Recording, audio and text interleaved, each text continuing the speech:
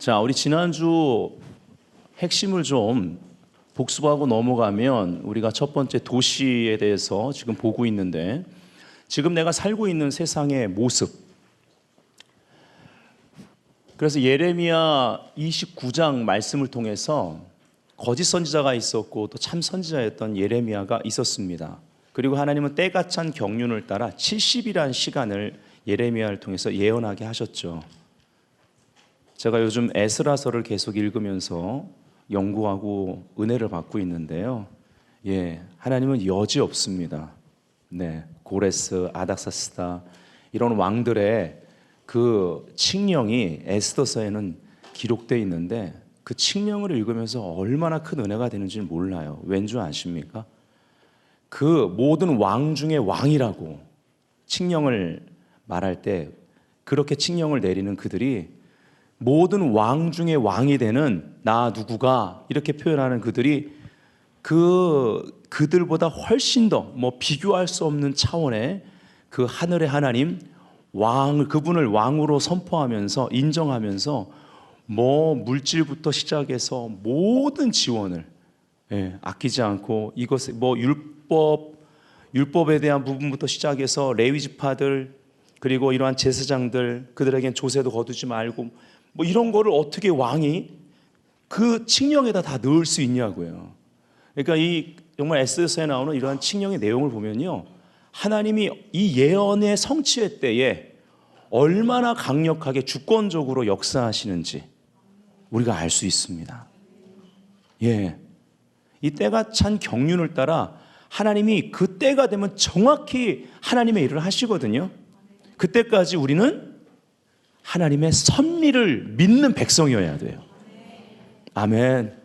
하나님의 주권을 신뢰하는 자들은요, 매 순간 하나님의 섭리를 붙듭니다. 지금도 섭리하고 계시면 믿으시면 아멘. 모든 관계, 모든 일어나는 사건들마다 하나님의 섭리가 있습니다. 이거를 믿어야 합력하여 선을 이루시는 하나님의 주권적인 손길이 보이기 시작하는데, 에스라서에도 나오고 느헤미야서에도 나오듯이 이것이 바로 하나님의 그 은혜로운 손입니다. 이것은 주권적인 손이에요. 이것을 보는 눈들이 열리기를 주 예수 이름으로 축복합니다. 그래가지고 도시에 대해서 29장에 다뤘습니다. 하나님께서 어떻게 하라고 하시냐면 도시에 정착하라는 것이죠. 그러니까 유배 생활이 짧지 않다라는 것입니다. 거짓 선지자는 짧다고 얘기했죠. 그러나 하나님 예레미야를 통해서 70년이라는 그 때를 정하셨습니다. 그래서 도시에 정착해라, 그리고 도시에서 번성하라 라는 것입니다. 그리고 도시의 평안과 번영을 구하라. 이것은 세상과 동화되라는 말도 아니고요. 그냥 도시 사람들이 원하는 대로 그냥 잘 되는 것을 무조건 빌라는 기복주의적인 것도 아닙니다. 바로 하나님과 언약된 백성들이 그곳에 있기 때문에 그들을 통해서 하나님이 축복하시는 것이 드러나게 하라는 것 아니겠습니까? 그러면서 하나님께서는 그 도시가 평안함으로 인해서 너희들도 평안하게 된다라고 말씀하시는 거죠. 이것은 한 사람 다니엘의 삶을 통해서 다니엘과 왕의 관계, 그 다니엘이 있었던 그 정부 영역에 일어났던 일들을 보면 잘 알 수 있습니다. 그 다음 도시를 위해 기도하라라고 말하고 계시죠. 자, 오늘은요, 이 도시를 위해서 기도하는 데 있어서 우리가 도시를 좀 에베소서를 중심으로 도시를 향한 하나님의 계획을, 또 그리스도 몸된 교회의 위치를 우리가 좀 봐야만 하겠습니다. 그래서 오늘은 에베소서를 중심으로 에베소에 나오는 좀 하늘의 지도를 좀 펼쳐보기를 원하는 거예요. 우리가 어떻게 싸워야 되는가? 성경의 에베소서 6장에 보면 10절부터 성경 가운데 영적 전쟁에 대한 가장 강력한 내용이 나옵니다. 사실은 이 에베소 교회에게 보내는 편지인데, 여러분 사도행전 19장을 보시면요, 엄청난 영적 전쟁이 있었던 도시고, 실제 그 도시를 중심으로 그 우상 숭배가 그 일대에 그 소아시아 전역에 아주 굉장히 중요한 우상을 섬기는 그러한 문화와 배경들이 있었던 것을 역사적으로도 확인할 수가 있습니다. 이따 결론 부분에서 에베소 그러한 교회 개척사를 살짝 우리가 사도행전 19장을 펼쳐서 마무리를 짓겠지만, 거기에 보면 이 복음 전파와 말씀 강론과 이 성령의 역사로 말미암아 엄청나게 많은 그 주술에 쓰인 물건들이 밖에 나와 태워집니다. 그렇죠? 그만큼 우상숭배와 주술이 강력했던 곳. 그러나 결론은 하나님의 말씀이 이기고 끝납니다. 하나님의 말씀이 힘을 얻죠. 어떠한 주술적인 힘도, 그러한 우상숭배의 결과로 말미암는 죄악의 역사도 이 말씀의 힘과 그 능력을 당해낼 수가 없었던 것입니다. 그래서 실질적으로 에베소 그 도시의 교회 개척사, 그리고 그렇게 개척된 교회를 향해 쓰는 편지의 마지막 결론 파트에 하나님의 전신갑주를 입으라고 하면서 영적 전쟁에 대한 아주 강력한 메시지와 원리들이 거기 들어가는 거예요. 그래서 에베소 전체를 볼 때 우리가 이 영적 전쟁터에 있어 굉장히 중요한 첫 번째 하늘, 두 번째 하늘, 세 번째 하늘, 굳이 이렇게 나눠야 되나? 근데 이러한 영적 전쟁을 설명할 때 이렇게 나눠서 설명하는 것이 좋기 때문이고, 그리고 실질적으로 바울이 셋째 하늘이라고 언급한 부분이 나옵니다. 고린도 후서 12장 2절에 자기가 경험한 건데 겸손하게 다른 어떤 제3자가 경험한 것처럼 이렇게 얘기를 하는 장면이 나와요. 거기에 셋째 하늘에 그가 이끌려갔다라고 말을 합니다. 그때 셋째 하늘이란 단어가 좀 나오죠. 세 번째 하늘, 유대인들은 세 번째만이 아니라 다섯 번째, 여섯 번째, 일곱 번째까지 하늘을 나누기도 한다고 합니다. 근데 이제 그거 자체가 중요한 게 아니고요. 유대인들도 이러한 말씀에서 벗어난 그러한 신비주의, 뉴에이저인 것이 너무나 많은 나라입니다. 그래서 그런 것들은 우리가 볼 필요가 없고, 성경에 나와 있는 것으로 볼 때 셋째 하늘이라는 곳이 있구나. 그리고 그 밑에 보면 거기를 또 낙원이라고 또 표현을 해요. 우리가 분명히 알아야 될 것은 첫째 하늘은 스카이, 그냥 이렇게 우리가 살고 있는 지상에 우리 눈에 보이는 하늘이죠. 그래서 두 번째 하늘, 세 번째 하늘이라고 그랬을 때 이 두 번째와 세 번째 하늘은 하늘의 처소들로 구분된 그런 하늘들이라는 거죠. 이거를 우리가 알 수 있습니다.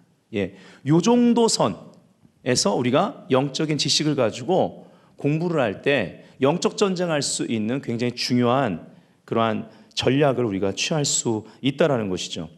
보통 2000층 하면 우리가 영적 전쟁 용어를 배우고 또 영적 전쟁에서 공부할 때 이 원수 마귀의 그러한 정사와 권세, 그런 하늘의 주관자들, 원수 마귀의 그 악한 세력들과 또 하나님의 말씀을 능력 있어 이루는 그러한 천사들이 하나님의 그러한 미션을 이 땅에서 이루어가는 그 교회와 협력하는 천사들, 이들과 또 우리 쉽게 얘기하면 맞짱을 뜨는, 충돌하는 지역이 2000층으로 우리가 보통 알고 있습니다.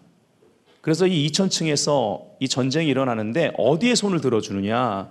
누가? 바로 이 땅의 교회가, 믿는 자들이 어디에 손을 들어주느냐에 따라서 하늘의 전쟁에 그러한 중요한 승패가 결정되죠. 하나님이 하나님의 권능으로, 여러분 미가엘이라는 천사장을 보면 성경을 볼 때 굉장한 권능을 가진 천사장입니다. 그냥 쓸어버릴 수 있잖아요. 그렇죠? 그럼에도 불구하고 하나님은 교회와 협력하시는 거죠. 그 과정에서 already와 not yet, 이미 십자가에서 원수의 권세를 깨뜨리셨지만 아직 원수의 파워가 남아있는 때가 찬 경륜을 따라 하나님이 정한 기간이 있고, 그 기간 동안에, 은혜의 기간 동안에 아직 주님 오시지 않았으니까 하나님이 구원 계획 가운데 구원하실 영혼이 있는 거예요. 그래서 already지만 not yet, 아직은의 시간 가운데 아직은 그 능력을 가졌지만 권세는 십자가에서 뱀의 머리가 상했어요. 즉 깨졌습니다. 권세는 없어요. 근데 능력은 계속 나타납니다. 그러니까 어떻게 역사하죠? 속이는 거죠. 거짓말입니다. 그래서 원수는 항상 속입니다. 요한복음 10장 10절 속여서 그 뒤에 보면 도둑질하고 죽이고 멸망시키는 거예요. 도둑질로부터 시작하지만 그 앞에 뭐가 있을까요? 도둑은요 밤에 움직입니다. 어둠은 우리를 속입니다. 어둠은 우리를 미혹합니다. 어둠은 혼미하게 합니다. 길을 못 찾고 방황하게 만드는 거예요. 빛. 근데 요한복음 10장 10절 앞에 보면 여러분 실로암 사건이 나옵니다. 그렇죠? 그러면서 누가 소경이었습니까? 실질적으로. 이 실로암 사건을 통해서 눈을 뜬 소경이 그 종교 지도자들을 이해하지 못합니다. 결국 예수님이 거기서 말씀하시는 결론은 진짜 소경은 너희들이다 그 말이죠. 즉 그들은 어둠 가운데 있습니다. 그리고 이 소경이었던 실로암에서 눈이 떠진 이 소경은 영적인 눈까지도 떠졌습니다. 즉 빛이 되시는 예수님을 만난 거예요. 그래서 빛 가운데로 들어옵니다. 거기서 바로 나는 세상의 빛이다 라는 말을 요한복음 8장에도 말하시고 9장에도 말하시고 실로암 사건이 있고 그 다음에 10장에 그러나 나는 양의 문이다 선한 목자다 그러면서 여기에 요한복음 10장 10절 도둑이 오는 것은 도적질하고 죽이고 멸망시키려는 것뿐이요 내가 온 것은 양으로 생명을 얻되 더 풍성히 얻게 하려는 것이라. 아멘. 바로 우리는 이런 영적 무지에서 깨어나야 되는 것입니다. 하나님의 말씀은 빛이기 때문에 우리를 이러한 무지에서 깨어나게 합니다. 지식은 굉장히 중요합니다. 말씀의 지식은요 검과 같고요 그리고 빛의 역사입니다. 생명입니다. 아멘. 예. 그래서 우리가 이런 것들 이제 알아가는 시간을 가지길 원해요. 자, 우리가 알지 못하고 있는 것. 사단은 우리를 이길 진정한 권한이 없기 때문에 속임수의 기술을 구사함으로써 우리를 넘어뜨린다. 그의 성공 여부를 결정하는 것은 단 한 가지인데 그것은 바로 성도들의 무지이다. 아까 말씀드린 대로 맹인된 상태, 모습을 말하는 거죠. 자, 에베소서 6장 10절부터 13절을 찾아서 한번 읽고 시작하기를 원합니다. 아까 말씀드렸던 영적 전쟁에 대한 강력한 말씀이 특별히 2000층의 역사하는 둘째 하늘에서 역사하는 영적 전쟁에 대해서 우리가 볼 수 있는 그러한 본문이 나옵니다. 에베소 6장 10절부터 13절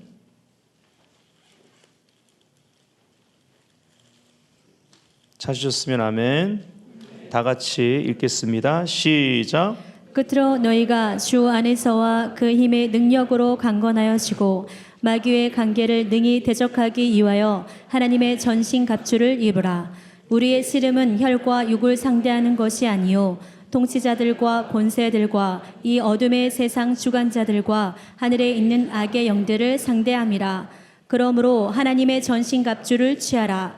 이는 악한 날에 너희가 능히 대적하고 모든 일을 행한 후에 서기 위함이라. 아멘. 우리가 서 있는다라는 것, 전쟁터에서 서 있는다라는 것은 이긴 것을 말합니다. 진 사람은, 죽은 사람은 서 있지 못하고 엎어져 있는 거죠. 네.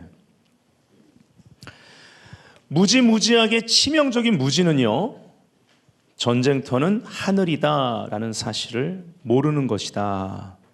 자, 여러분 보세요.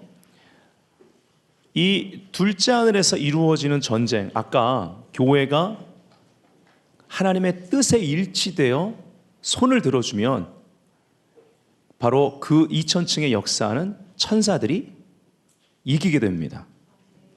아멘. 그러니까 이 땅의 교회들이 어떻게 하느냐가 너무 중요한 것이고 성도들이 어떻게 사느냐가 중요한 것이고 어떤 말을 선언하느냐가 너무너무 중요한 겁니다. 그래서 두 번째, 이 둘째 하늘과 연결되어 있는 두 번째 심각한 전쟁터가 어디예요? 치열한데요. 예. 우리 가만히 놔두질 않습니다. 우리의 마인드입니다. 예. 그래서 우리가 이제 다음 주에는 이러한 마음의 영역에 대해서 보게 될 거예요. 또 우리 안에도 성령의 소욕과 육의 소욕이 있습니다. 원수 마귀는 계속 육의 소욕이, 욕심과 우리가 하고 싶은 대로 하도록 그것을 계속 자극합니다. 근데 하나님의 말씀, 하나님의 성령은 우리 안에 영의 소욕, 성령의 소욕을, 성령님이, 우리 안에 계신 성령님이 원하시는 걸 따라가라고 하는 거예요. 여기에 또 우리가 말, 그리고 우리의 선택에 따라 무엇에 손을 들어주느냐에 따라서 성령 충만하냐 아니면 어둠으로 충만해지느냐 혼미해지느냐가 결정됩니다. 예. 그리고 이건 나 혼자만의 문제가 아니에요. 나 한 사람이 혼미해지면, 예, 우린 다 리더십이 있습니다. 나의 영향권 안에 있는 가정, 그리고 나의 영향권 안에 있는 사람들을 잘못 인도하기 시작합니다. 네. 많은 사람들이 그것을 사실로 알고 나를 존중하고 나의 권위 아래 함께 묶여서 그 혼미한 길을 가게 되어 있는 거예요. 그게 결국 공동체적인 거예요. 오늘 가만히 보세요. 오늘 결국 메시지는 공동체, 그리스도의 몸에 대해서 다루게 될 것이, 그 안에 우리의 모든 가정이란 공동체와 이 모든 게 들어가 있습니다. 끝나는 부분에 가면 바로 원유맨, 이스라엘과 또 열방의 교회의 한 세 사람에 대한 공동체의 모습도 다 나옵니다. 에베소는요 정말 이 안에 많은 것들을 다 다루고 있어요. 자, 전쟁터는 하늘이다라는 것은 사슬입니다. 근데 이것을 모르는 것은 아주 치명적인 무지라는 것이죠. 자, 또 하나 여러분한테 이해를 드리겠습니다. 다니엘서 10장에 보면 하나님께서 보낸 천사가 나오는데요, 그가 이렇게 말합니다. 바사 국군이 21일 동안 나를 막았기 때문에 라는 말을 해요. 그래서 이 시간에 맞춰 21일 걸린 데 있어서 그나마 미가엘이 와서 나를 도와줬기 때문에 지금 도착했다라는 것입니다. 여러분, 천사인데 어떻게 지상의 바사 국군이 막습니까? 육신을 입은 사람들이 천사를 막을 수 있겠습니까? 무슨 말일까요? 바사국이라는 그 나라에 그러한 해당되는 그 2000층을 지나갈 때 거기에 있는 악한 세력들이 방해했다고 보는 것이 맞습니다. 예. 그래서 이런 흔적들이 성경에 있어요. 자, 여리고 전쟁은 어떻습니까? 여호와의 군대 장관이 여호수아를 찾아왔습니다. 그러면 이 군 사령관이 혼자 다니진 않잖아요. 그러면 그 전체 군대가 다 함께 온 거거든요. 그 대표자로서 여호수아를 만나는 것입니다. 그리고 하나님의 메시지, 전략을 풀어놓습니다. 네가 선 곳은 거룩한 땅에 네 발에 신을 벗어라. 그렇죠? 이 신을 벗는다는 것은 나를 내려놓는 건데 신을 벗었습니다. 즉 뭐예요? 네가 선 곳은 거룩한 땅이니. 그래서 그 거룩한 땅에 들어올 수 있는, 서 있을 수 있도록 내려놓음, 신발을 벗으라는 거거든요. 그 얘기는 여호수아가 지금 있는 그 자연계의 주소가 아니라 영적인 세계를 알아야 된다는 것입니다. 그 땅에 서야 되는 거예요. 영적 세계에서 일어나는 일들을 알고 이 땅에서 행할 수 있어야 된다는 거죠. 지도자로서. 결국은 그 얘기예요.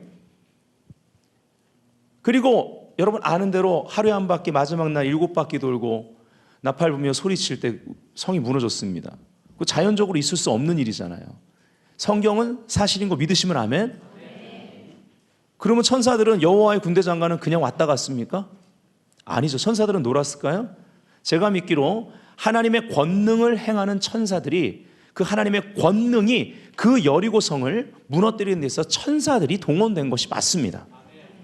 고린도후서 10장에 보면 어떤 말씀이 나오냐면, 너희의 복종이 온전히 될 때에 모든 복종하지 않는 것을 벌하려고 준비하는 중에 있다. 전 이 말씀을 굉장히 중요시 여깁니다. 이것을 여리고 전쟁하고 연결시켜야 됩니다.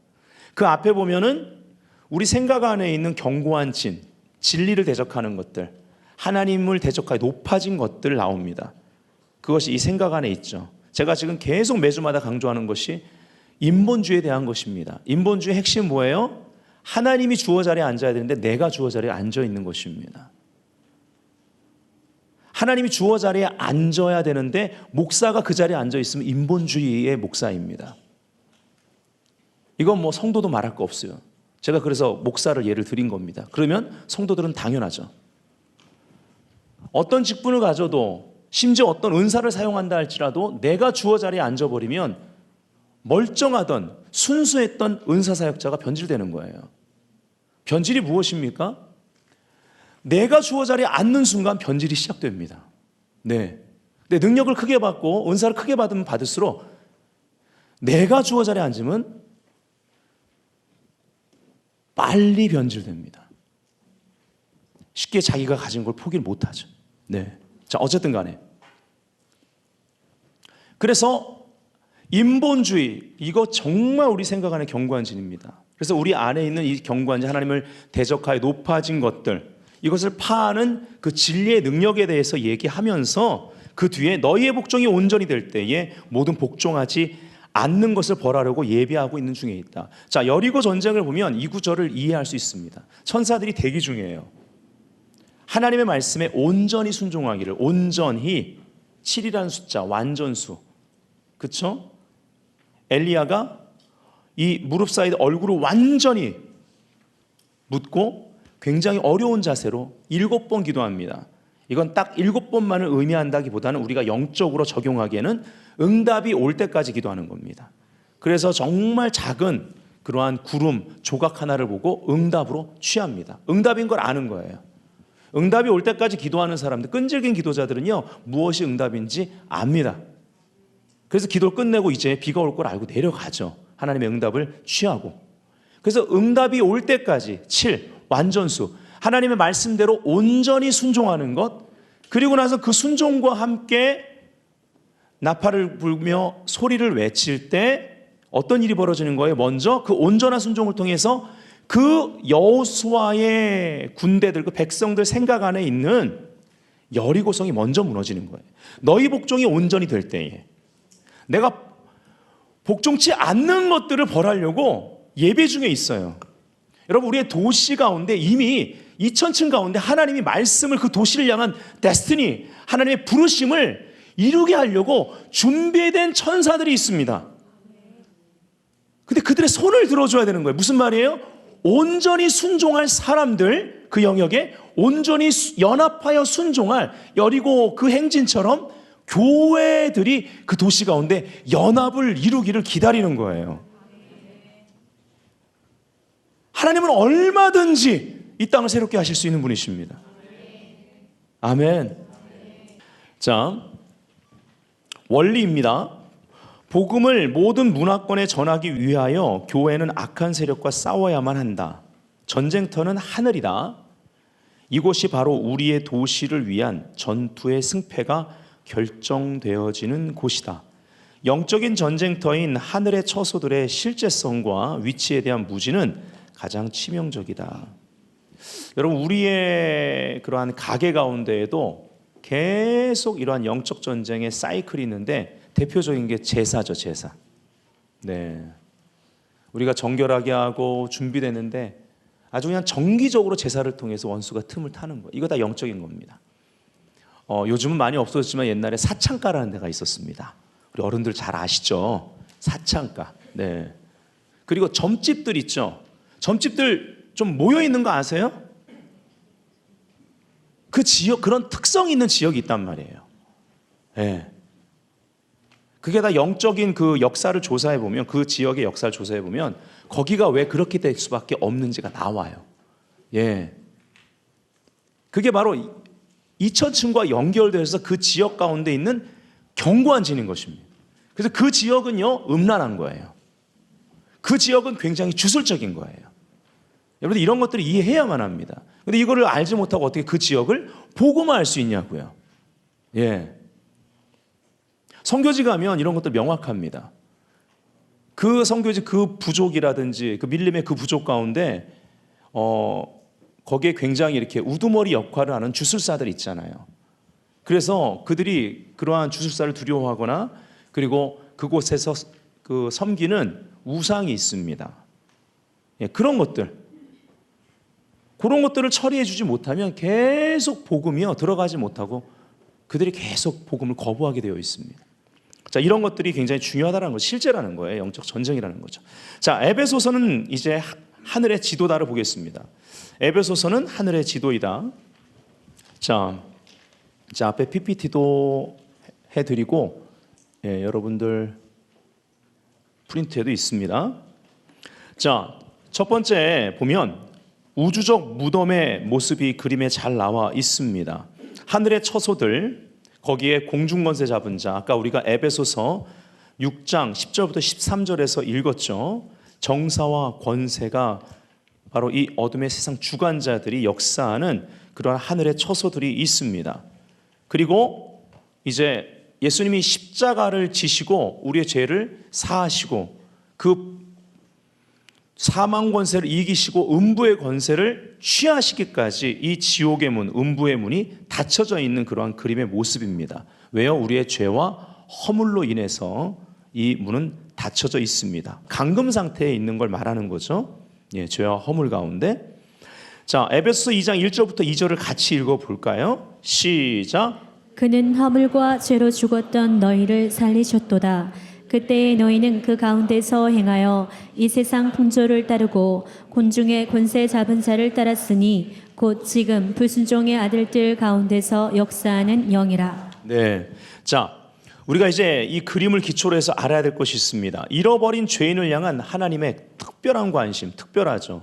독생자 예수, 당신의 아들을 우리를 위해 기꺼이 주셨습니다.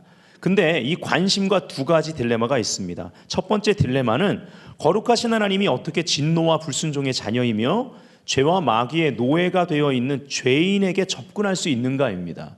두 번째 딜레마는 어떻게 하나님이 법적으로 다른 이의 관할권 하에 있는 우주적 무덤에서 그들을 구할 수가 있는가? 왜 다른 이의 관할권에 들어갔습니까?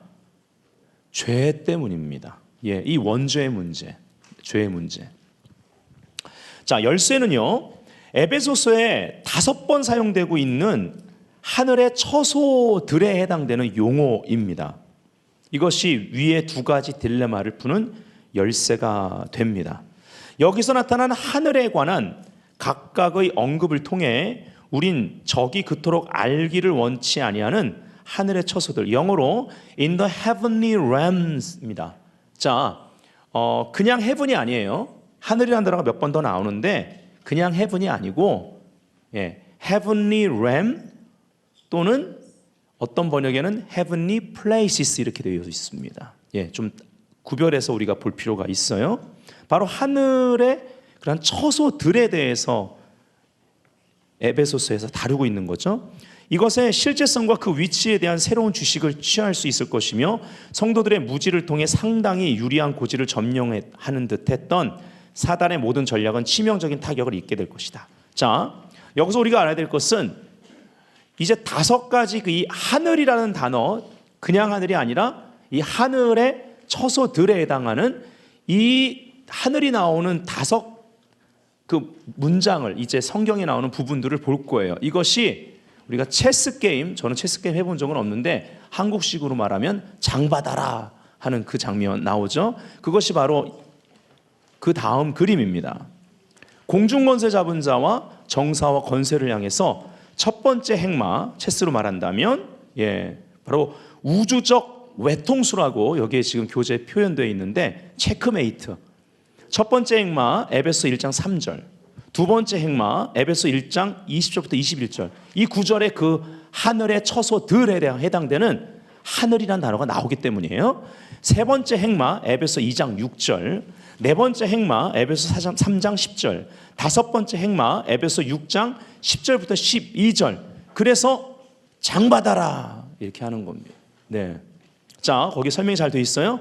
만약에 우리가 인간의 구원을 위한 하나님과 마귀 사이의 전쟁을 체스 게임에 비유해서 생각한다면 하늘의 처소에 대한 5번의 언급들은 결국에는 우주적 외통수 체크메이트에 이르게 되는 하나님에 의한 행마를 상징하고 있을 것이다.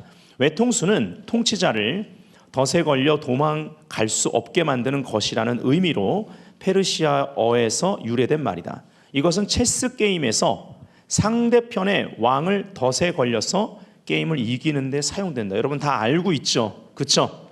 자, 우리가 이제 이 5가지를 볼 거예요. 그 본문을 보고 그림과 함께 우리가 이것을 보면서 이 영적 전쟁에서 이길 수 있는 그 하늘의 영적 전쟁, 그리고 이 땅에서 영적 전쟁을 함께 승리로 나아갈 수 있는 그 원리들을 지식을 통해 우리가 취하게 될 것입니다. 그리고 우리가 많은 경우 알지 못해서 당하는 거니까 우리가 이제 알기 원하는 거예요. 몇 달 전에 여러분 이 사건 아시죠? 예, 뉴스에 나왔죠. 제가 이 기사를 조금 읽어드릴게요. 드론 공격에 사우디 생산 원유 절반이 불탔다. 최대 석유 시설 공격, 예멘 반군 소행, 위성소도 불길 보일 정도. 이 공격으로 전 세계 생산량의 5%, 사우디 하루 생산량의 절반이 넘는 570만 배럴의 원유 공급이 중단됐다. 세계 석유 공급에 차질이 생길 위험이 높아졌다. 1만여 달러에 불과한 값싼 드론이 한 해 국방비 지출이 세계 세 번째로 많은 676억 달러, 사우디의 강력한 방공망을 뚫었다는 데 충격이 크다. 상대적으로 군비 예산이 적은 국가나 테러 단체들이 드론으로 막강한 군사력을 지닌 국가의 주요 시설에 치명적인 공격을 가할 수 있다는 것이다. 예, 이게 참 당황스러운 사건이 벌어졌죠. 몇 달 전에. 네, 큰 사건이었습니다. 전 세계 가운데. 자, 이거 뭐 우리가 이 하늘 정말 예기치 못했던 이 드론이 지금 돌아다니기 시작하면서 예기치 못했던 테러에 그냥 뚫려버린 거예요. 예. 근데 사실은 우리나라를 지금 이제 지키는 데 있어서 중요한 역할을 하고 있는 미군도 실질적으로 하늘을 장악했기 때문에, 물론 항공모함도 있지만 하늘을 장악했기 때문에 북한이 함부로 넘볼 수가 없는 거예요. 이 하늘은 그만큼 중요하다는 것입니다. 그래서 하늘의 전쟁을 우리가 알아야 돼요. 자, 첫 번째 행마입니다. 에베소 1장 3절에 하늘이라는 단어가 나와요. 찬송하리로다. 하나님 곧 우리 주 예수 그리스도의 아버지께서 그리스도 안에서 하늘에 속한 모든 신령한 복으로 우리에게 주시되. 자, 여기에 복을 주셨다. 이거 영어로 blessed. 예, 이미 복을 주셨다로 되어 있습니다. 네. 그래서 그 그림을 보시면요, 하늘의 처소들 아까 그림하고 다를 게 없는데 그 마치 민들레 씨앗처럼 이렇게 떠다니는 그러한 그림으로 표현을 했습니다. 이 하늘에 속한 모든 신령한 복의 씨앗들, 이미 주신 그 씨앗들이 있는 거죠. 네. 창세기 1장 28절 우리가 아는 대로 하나님이 그들에게 복을 주시며 그들에게 이르시되 생육하고 번성하여 땅에 충만하라, 땅을 정복하라, 그리고 다스리라, 도미니언을 취하라, have dominion, 그 주권을 취하라고 명하셨습니다. 그리고 실질적으로 물론 이때는 죄 짓기 전의 명령이지만 죄를 지은 이후에도 신명기서에 보면 그 땅을 취하고 거기서 말씀에 순종하고 하나님을 경외함으로 그 땅을 변화시켜 하나님께 영광 올려드리는 하나님의 거처가 되는 그러한 도시를 만드는 것이 약속의 땅에 보내는 바로 목적이었던 것이 나오죠. 자, 에베소 1장 9절에 보면요, 그 뜻의 비밀을 우리에게 알리신 것이요 그의 기뻐하심을 따라 그리스도 안에서 때가 찬 경륜을 위하여 예정하신 것이니. 따라합시다. 때가 찬 경륜. 그 다음 10절에 보면 하늘에 있는 것이나, 여기 하늘은 그냥 heaven이에요. 예, in heaven입니다. heavenly places도 아니고 realm도 없습니다. 구별해서 좀 봐야 돼요. 하늘에 있는 것이나 땅에 있는 것이나 다 그리스도 안에서 통일되게 하려 함이니라. 이것을 위해서 때가 찬 경륜. 아까 시작할 때 때가 중요하다고 그랬죠.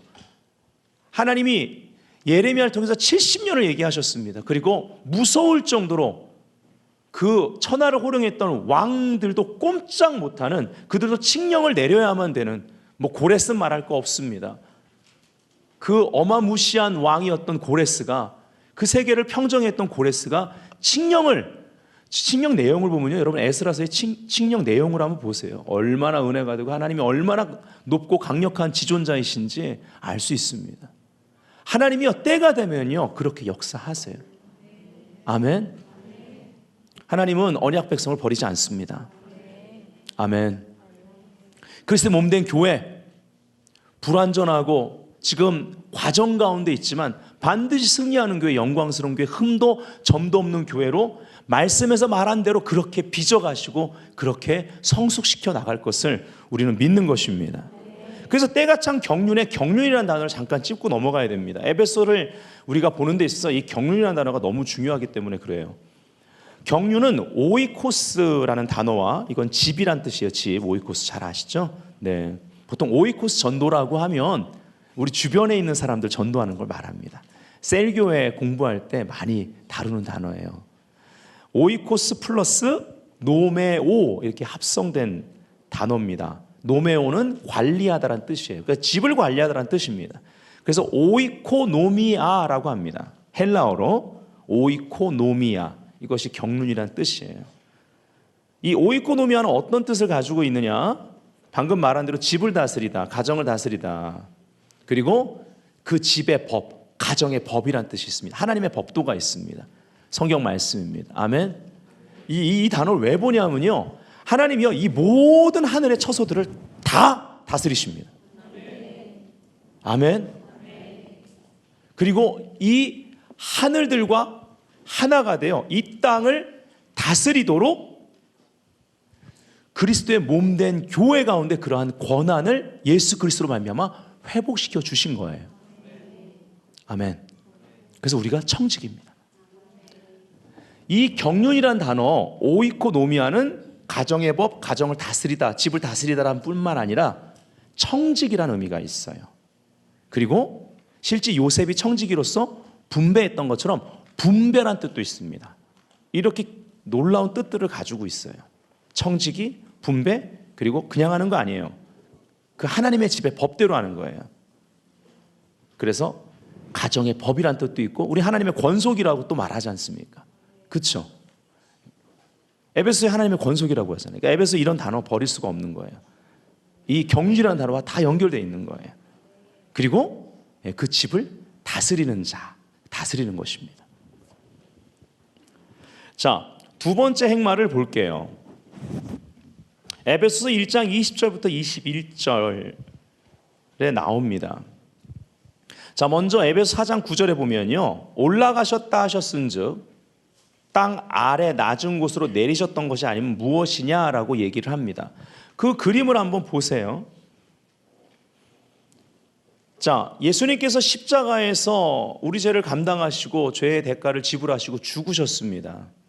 우리 죄를 속량하셨어요. 그리고 십자가에서 승리하셨습니다. 원수의 복음이라고 말하는 뱀의 머리를 상하게 하는, 깨뜨리는 그 창세기 3장 15절 말씀이 성취된 것입니다. 그래서 발로는 공중권세 잡은 자와 정사와 권세를 밟았습니다. 믿으시면 아멘. 예, 할렐루야. 예. 원수는 우리를 속이는 거예요. 그의 처지는 이번에 우리 지난주에 봤잖아요. 골리앗이란 단어. 예, 뭐 어마무시한 것 같지만 히브리 말로 포로란 뜻이에요.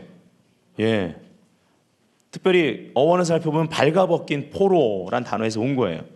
그가 수치를 당하는 포로고, 예, 골로새에 보면 실질적으로 이 십자가의 승리로 예수님께서는 이런 원수들을 마치 전쟁에 승리의 그러한 찬가로 외치면서 막 행진하는 그들 앞에 부끄러움을 당하는 그 포로들 같이 세웠다란 말이에요. 예, 그것이 원수의 꼴인 것입니다. 그러니까 속으면 안 되는 거예요. 두려워해서는 안 되는 것입니다. 그래서 공중권세 잡은 자와 정사권세를 발로 밟고 있습니다. 그리고 승천하셔서 보좌, 부활하시고 승천하셔서 보좌 우편에 앉아 계신 바로 그분이 교회의 머리가 되시는 거죠. 음부의 권세, 그 열쇠를 취하고 교회의 머리가 되셨습니다. 자, 이것이 에베소 1장 18절부터 22절에 나와요. 우리 다 같이 한번 읽어보겠습니다. 시작. 너희 마음의 눈을 밝히사 그의 부르심의 소망이 무엇이며 성도 안에서 그 기업의 영광의 풍성함이 무엇이며 그의 힘의 위력으로 역사하심을 따라 믿는 우리에게 베푸신 능력의 지극히 크심이 어떠한 것을 너희로 알게 하시기를 구하노라. 그의 능력이 그리스도 안에서 역사하사 죽은 자들 가운데서 다시 살리시고 하늘에서 자기의 오른편에 앉히사 모든 통치와 권세와 능력과 주권과 이 세상뿐 아니라 오는 세상에 일컫는 모든 이름 위에 뛰어나게 하시고 또 만물을 그의 발 아래에 복종하게 하시고 그를 만물 위에 교회의 머리로 삼으셨느니라. 아멘. 자, 거기에 하늘에서, 자, 이것이 바로 두 번째 행마입니다. 하늘에서 자기의 오른편에 앉히셨다. 그리고 맨 마지막에 그를 만물의 교회의 머리가 되게 하셨습니다. 머리로 삼으셨습니다. 그리고 그 앞에 또 만물을 그의 발 아래 복종하게 하시고, 이것이 바로 이 그림을 설명해 줍니다. 그리고 2장에 가면은 에베소 2장에 우리를 그분과 함께 보좌 우편에 함께 앉히셨다라고 우리의 위치, 더 정확히 말하면 그리스도의 몸이 끝까지 주장해야 되고 사수해야 될 그 위치, 우리가 믿어야 될 그 위치, 머리와 연결된 교회. 아멘. 그분의 탁월함을 표현하는 교회, 그분의 승리를 이 땅에서 이루는 교회, 그분의 지혜를 이 땅에 선포하는 교회, 그분의 파워가 나타나는 교회, 머리의 지시대로 움직이는 교회. 아멘. 자, 우리가 두 번의 펀치를 여기서 볼 수가 있습니다. 원수 마귀에게 두 번의 펀치를 때리셨는데요. 첫 번째 펀치는 그리스도의 발입니다. 이 발로 어떻게 했느냐? 원수를 밟은 거죠. 우리가 아까 읽었습니다. 모든 또 만물을 그의 발 아래에 복종하게 하셨다, 밟으셨다라는 거죠. 에베소 1장 22절 그리고 4장 9절에 보면 알 수 있습니다. 두 번째 펀치는요, 바로 그리스도의 머리입니다. 만물 위의 교회의 머리로 삼으셨습니다. 자, 우리는 두 번에 걸친 하나님의 펀치의 결과로 무엇을 볼 수 있는가? 비유적으로 말해서 예수님의 발은 하늘의 처소 가장 낮은 부분에 있으며 그의 머리는 가장 높은 부분에 있다. 지금 그림을 설명하는 거죠. 말하자면 그의 머리와 발이 제자리를 잡게 된 것이다. 그러면 아직도 모자란 것이 무엇일까요? 과정 가운데 있는 것이 그의 몸입니다. 그리스도의 몸이죠. 에베소 1장부터 3장은 교리 부분인데요, 우리에게 그리스도의 몸인 교회에 대한 그 풍성함이 그리스도 안에서 예정되어졌다고 말하고요, 이미 그 안에서 그 계획이 이루어졌다고 말하는 겁니다. 다 이루어졌다. 우린 그것을 믿음으로 이 땅 가운데 실현해내는 것입니다. 아멘.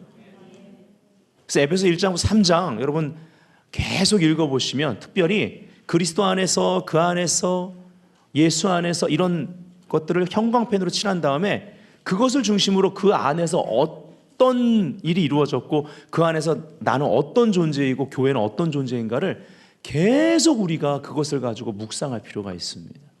네. 자, 세 번째 행마입니다. 자, 이 머리 그리고 발, 원수를 발로 밟고 있고 또 교회의 머리가 되신 것, 모든 이름에 뛰어나신 이름을 우리에게 주신 것, 이것을 늘 기억하는 것 승리의 비결인데, 세 번째 행마는요, 에베소 1장 22절부터 23절, 2장 6절 보면 또 만물을 그의 발 아래에 복종하게 하시고 그를 만물 위의 교회의 머리로 삼으셨느니라. 교회는 그의 몸이니 만물 안에서 만물을 충만케 하시는 이의 충만이니라 얘기하고, 또 2장 6절에 함께 일으키사 그리스도 예수 안에서 함께 하늘에 앉히시니, 여기 하늘이라는 단어가 또 나옵니다. 이것이 세 번째 행마에 해당됩니다. 자, 그림이 어떻게 좀 바뀌었죠? 이렇게 벽돌 모양으로 뭔가 과정 가운데 지어져 가는 모습을 그림으로 표현하고 있습니다. 에베소서를 보면 우리가 하나님의 집으로 지어져 가는 것을 얘기하죠. 그렇죠? 베드로는 또 우리가 그러한 산돌들이라고 얘기합니다. 그리스도의 몸의 건축 재료, 그분의 성전, 그 몸으로서의 건축 재료가 바로 지체들입니다. 바로 우리들이에요. 그리고 이것이 장성한 그리스도의 장성한 분량까지 이르는 데 있어서 에베소 4장 11절부터 16절에 장성한 분량까지 이르라고 하면서 이것이 이루는 데 있어 굉장히 중요한 은사가 있는데 에베소 4장 11절에 오중사역이라는 리더십의 은사를 다루고 있습니다. 그래서 12절에 보면 이 오중사역이라는 리더십의 은사를 가진 자들로 말미암아 모든 성도가 봉사하게 하려 함이라. 여기 봉사는 물론 그것도 들어갈 수 있겠지만 주방 봉사라든지 주차 봉사나 이런 것들을 얘기한다기보다는 여기 봉사는 사역을 의미합니다. 원어를 보면. 예. 영어도 미니스트리를 말하는 거예요. 모든 성도가 사역하는 것입니다. 그럼 어떻게 될까요? 우리의 일터는 좀 성령 충만한 사람, 빨리 교회로 가고 싶어. 그날만 기다리는 곳이 아니라 하나님이 우리에게 허락하신 은혜와 또 주의 계명들과 또 성령의 능력을 가지고 본격적으로 사역하는 사역장. 그래서 우리의 일터는 선교지가 되는 거죠. 자, 옆 사람에게 당신은 일터 선교사입니다 해보세요. 네. 그래서 모든 성도가 사역을 하는 것입니다. 그래서 그리스도의 장성한 분량까지 성장하는 거예요. 그래야 도시가 바뀔 거 아니에요. 도시를 저렇게 두실 것입니까? 예. 모두가 다 주의 종이 되어야 됩니까? 그 콜링 없으면 안 되는 거예요. 예. 주의 종은 내가 하고자 해서 되는 게 아니에요. 제가 늘 말하는데 주의 종은 지원자 받지 않습니다. 그냥 주의 종은 그냥 주의 종이에요. 예. 근데 가끔 물론 저는 이게 콜링이기 때문에 이 길 가는 게 좋습니다. 그렇지만 가끔 이 성경을 보다 보면 여러분 성도들이 부러울 때가 있습니다. 예. 왜냐하면 일터에 보냄받은 자기 때문에. 초대교회 때 실제 일어났던 기사와 표적 거의 90% 이상이 마켓플레이스에서 일어났습니다. 교회 안에서 일어난 것이 아니라는 것이죠. 그래서 예루살렘 전체가, 여러분 생각해 보세요. 얼마나 강력한 어둠이 예루살렘에 있었습니까?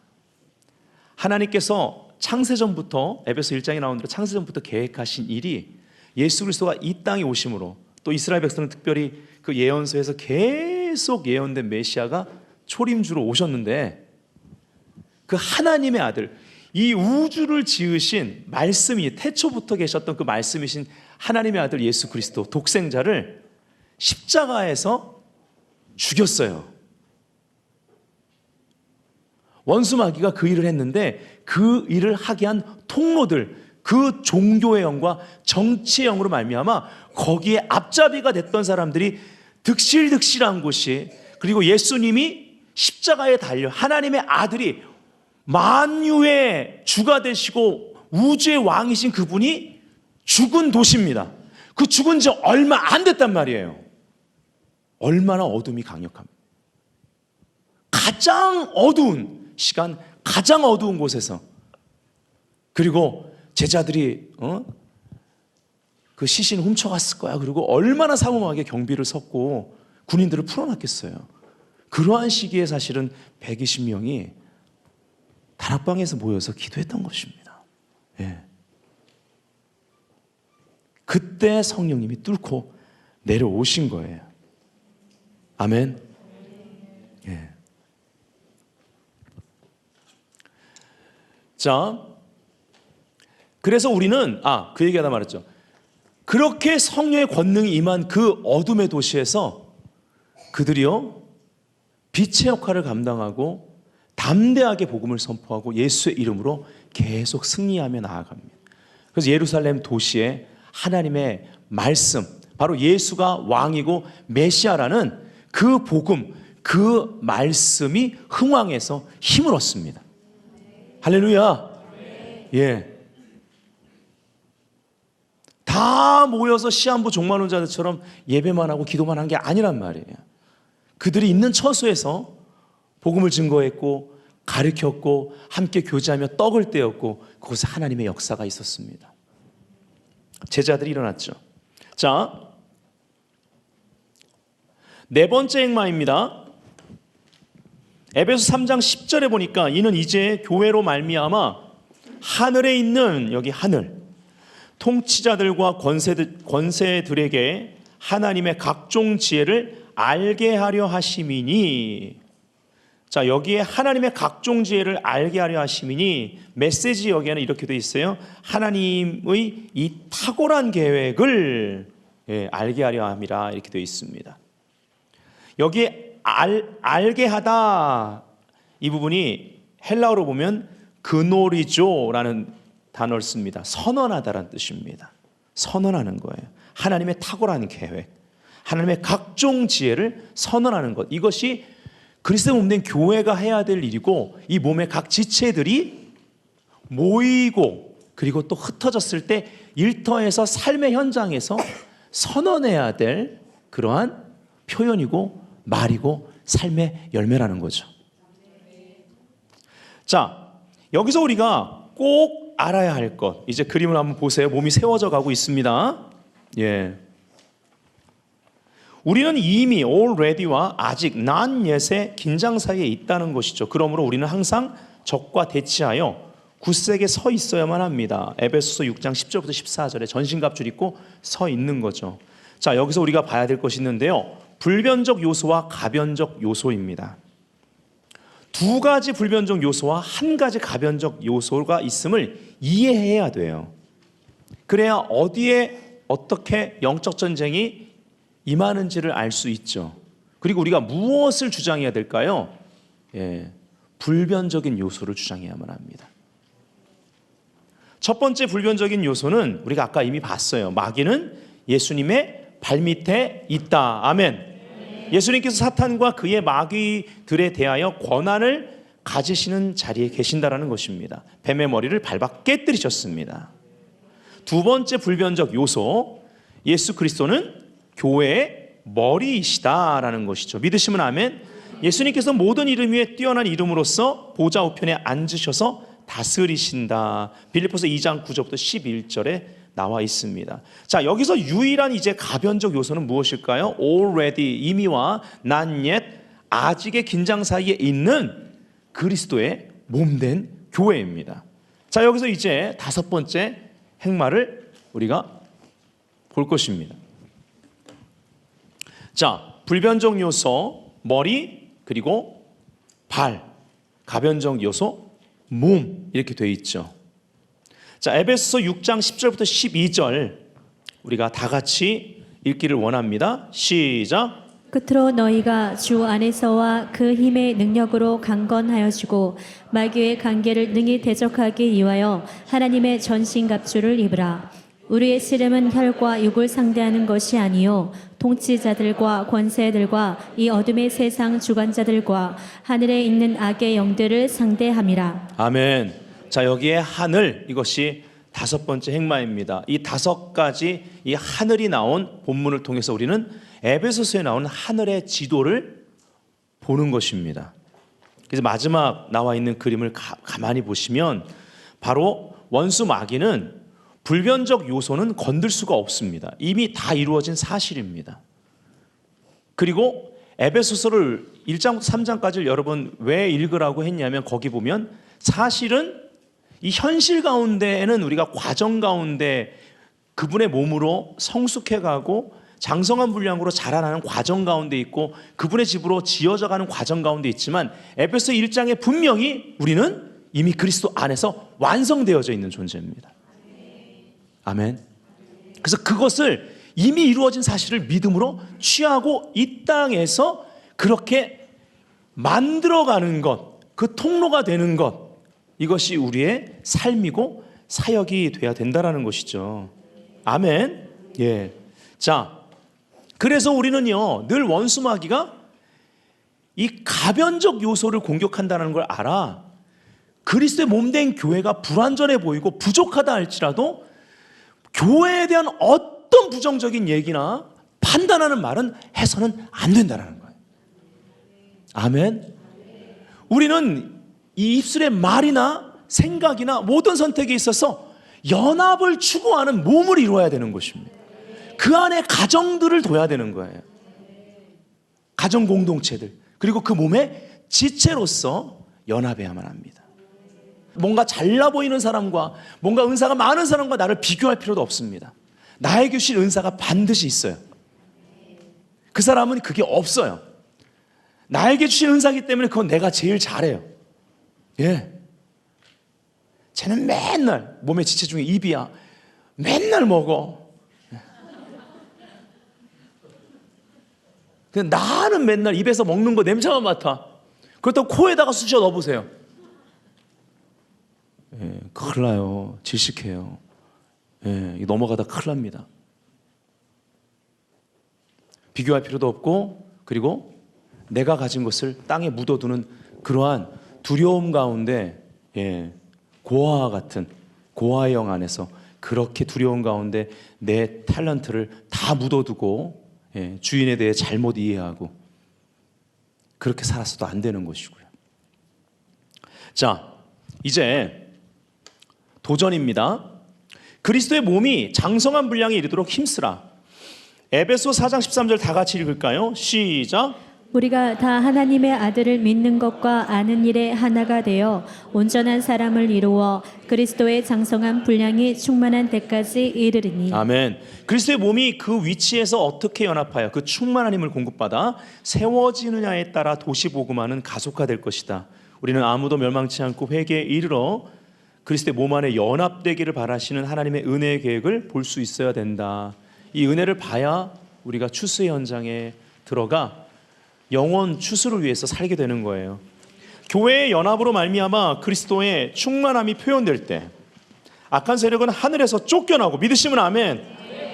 예수님의 발 밑에 감금되어진다. 할렐루야. 그리고 머리와 일치된 그리스도의 몸된 교회가 전쟁터를 지배할 수 있다. 에베소 4장 15절 16절 다 같이 읽겠습니다. 시작. 오직 사랑 안에서 참된 것을 하여 범사에 그에게까지 자랄지라. 그는 머리니 곧 그리스도라. 그에게서 온 몸이 각 마디를 통하여 도움을 받음으로 연결되고 결합되어 각 지체의 분량대로 역사하여 그 몸을 자라게 하며 사랑 안에서 스스로 세우느니라. 아멘. 그 결과 우리는 주께서 구원받는 사람을 날마다 더하게 하시니라. 사도행전 2장 47절의 부흥과 추수를 경험하게 될 것이다. 초대교회 때에는 예루살렘 도시에서 그리스도의 충만이 최고조에 달했으며 잃어버린 자를 미혹하던 마귀의 성과는 최저 수준에 이르렀다. 아멘. 자, 이제 오늘 결론 부분인데요. 우리가 이것을 위해서, 이러한 회복을 위해서 기도해야만 합니다. 이것을 이루어 가야 되거든요. 에베소서에 나타난 영적 연합에 대한 강조점입니다. 여러분, 2장에 가면 인종적인 단결이 나옵니다. 이렇게 표현했지만 사실 이것이 원유맨입니다. 한세 사람을 이루는 것. 유대인과 바로 이방인이 하나가 되는, 열방 교회가 하나가 되는 것을 말합니다. 그리고 3장에 가면 교회 안에서 모든 성도들의 단결, 연합이 나옵니다. 4장에 가면 여러 사역자들 사이의 단결, 여기서 오중 사역을 다루죠. 그래서 모든 성도로 사역하게 하는 그러한 그림이 나옵니다.